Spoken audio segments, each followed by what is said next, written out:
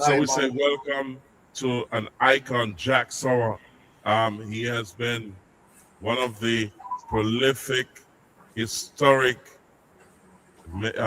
gentlemen who has changed the direction of the dancehall and reggae music by lending his lens to the world for many artists, producers, sound systems, you name it, radio disc jockeys, you name them. He put a face and a voice to these people, including Dragon Ports with DJ Latta.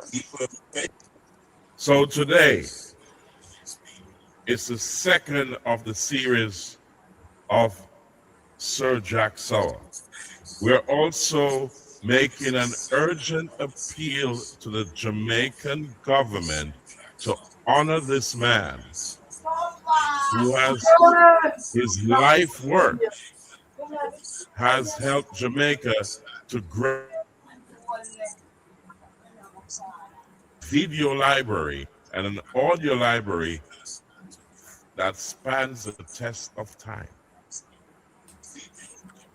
He has spent a lot of his money and resources, time and effort to put it together.